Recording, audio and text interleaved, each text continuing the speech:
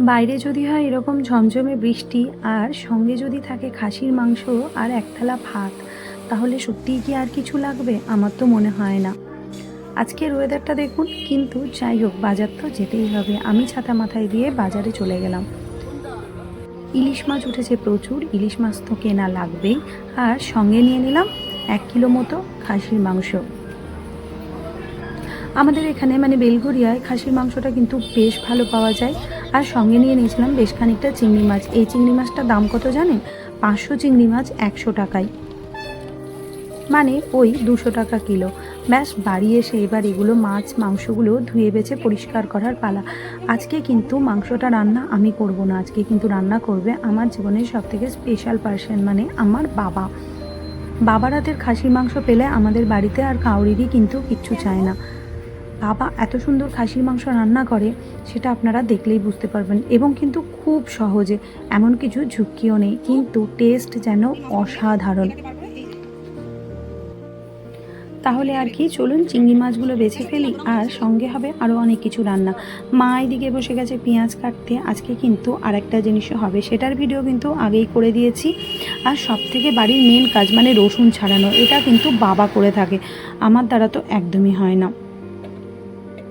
আজকে কিন্তু ইলিশ মাছের মাথা দিয়ে কচু শাকও হবে। মা নিরামিষের কচু শাক করেছিল শনিবার, সেটাই আমি একটু ইলিশ মাছের মাথা দিয়ে ভেজে নিয়ে নাড়িয়ে একটুখানি টেস্ট বাড়িয়ে দিলাম। কচু শাক তো করাই ছিল, জাস্ট একটু নুন ঝাল মশলা দিয়ে ইলিশ মাছটার মাথা দিয়ে কচু শাকটা নাড়িয়ে দেওয়াতেই এর টেস্টটা কিন্তু অসাধারণ হয়ে গেছিলো।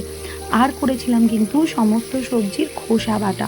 আমার ঘরে যা যা সবজি আগের দিন কাটা হয়েছিল সেগুলোই দিয়ে তার মধ্যে একটু চিংড়ি মাছ দিয়ে সেটা বাটা করেছিলাম। সেটা খেতে কিন্তু অসাধারণ হয়েছিল। আপনারা কিন্তু চাইলে এই রেসিপিটার পুরো ভিডিওটা কিন্তু দেওয়া আছে আমার এই চ্যানেলে, আপনারা কিন্তু পুরো ভিডিওটা একবার দেখে নেবেন। আশা করি বাড়িতে সবার বাড়িতেই সবজি হয় প্রচুর, আর সেই সবজির খোসা ফেলে না দিয়ে এইভাবে করলে কিন্তু একটা ভাতের পদ আরামসে হয়ে যায়। ব্যাস মাথাগুলো একটু পেঁয়াজ কাঁচা লঙ্কা ভেজে মাথাগুলো একটু নাড়িয়ে ভেঙে চুড়ে নিয়ে এর মধ্যে দিয়ে দেবো কচু শাক, আর তার মধ্যে দিয়ে দেবো একটুখানি লঙ্কা গুঁড়ো, নুন, চিনি ব্যালেন্সের জন্য। ব্যাস এই দিয়ে নাড়িয়ে নিলেই, কচু শাকটা যেহেতু আমার ছোলা দিয়ে করে রেখেছিল, তাই আমাকে আর এটা বেশি কিছু করতে হয়নি। কচু শাক বাজার দিয়ে কিনে এনে কেটে ধুয়ে বেছে মা নিরামিষের কিন্তু রান্না করেছিল। নিরামিষ ছিল বলে আমি আবার একটু ওই যে পেঁয়াজটা দিলাম, আর এই যে নুন, একটু ঝাল, লঙ্কার গুঁড়ো আর একটু চিনি, ব্যাস এই দিয়ে কচু শাকটা নাড়িয়ে নিলাম। এরপর চলে গেলাম মিক্সিতে ভালো করে মাংসর জন্য মশলা পেস্ট করতে। বেশ খানিকটা রসুন, আদা আর কাঁচা লঙ্কা দিয়ে পেস্ট করে নিলাম। এদিকে আমার কচু শাকও প্রায় কমপ্লিট, আর সবজির খোসা বাটাটাও কিন্তু কমপ্লিট। এরপর ইলিশ মাছের জন্য একটু সর্ষে আর পোস্ত, সেটাও বেটে রেখে দেবো। যদিও ইলিশ মাছটা আজকে হবে না, কালকে করব। এরপর বাবাকে দেব মাংসটা ভালো করে মাখাবার জন্য, মানে বাবার মতো করে এবার বানাবে মাংসটা, আমি শুধু দেখব। আর জানেন এখানে রান্নায় বাবার অ্যাসিস্ট্যান্ট কিন্তু মা। তাহলে চলুন আর দেরি না করে পুরো ভিডিওটা দেখে নিন তাড়াতাড়ি।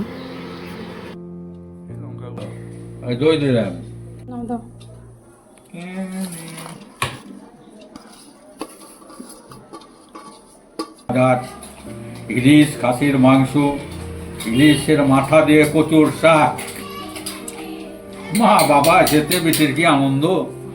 হ্যাঁ, এইসব হচ্ছে। এখন রান্না হবে সাবেকি পদ্ধতিতে, রান্না হবে।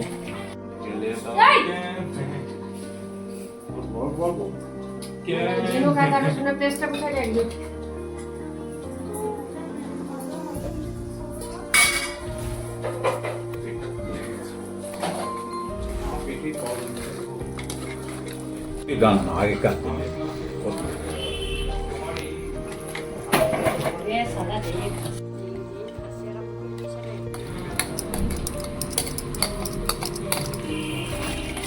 হলুদ দিয়ে তো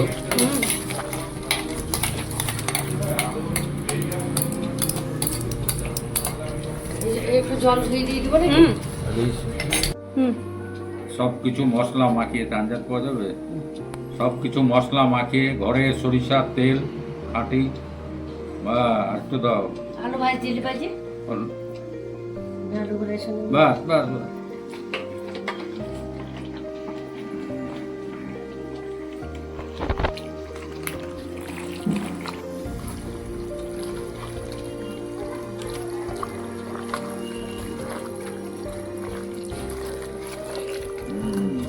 হচ্ছে খাসি, রেওয়াজি খাসি।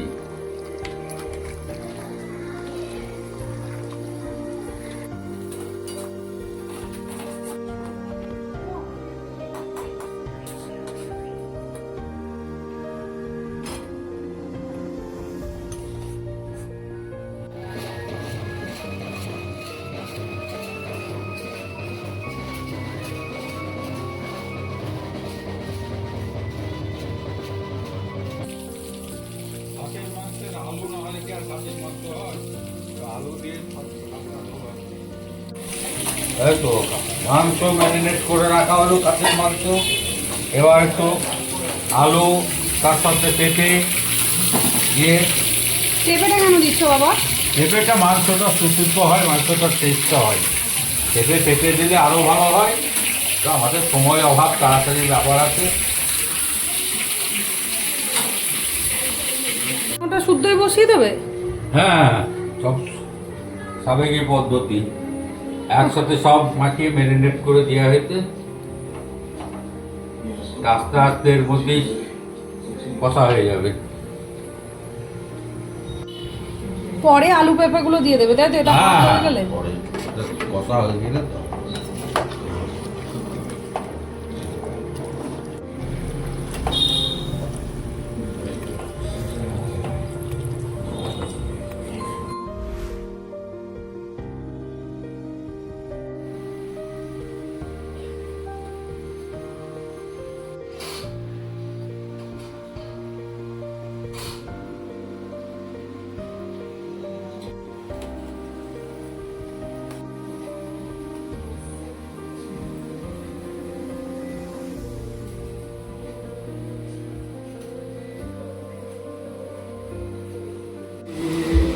আমাদের সাড়ে তিনটা দেবো।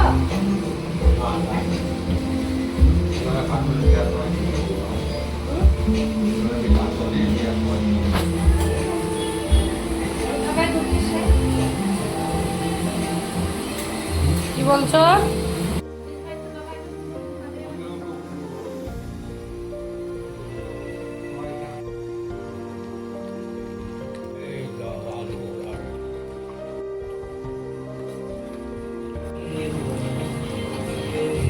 বাবা গরম জল দেবে এতে?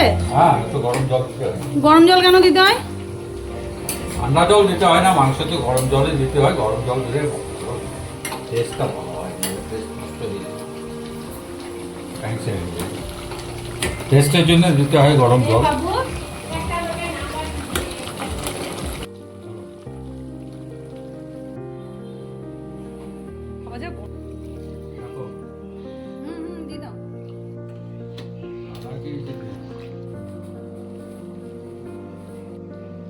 কি দিচ্ছ মা?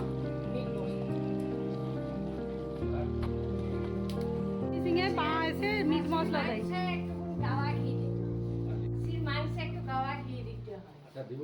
তাই? লবণ দাও।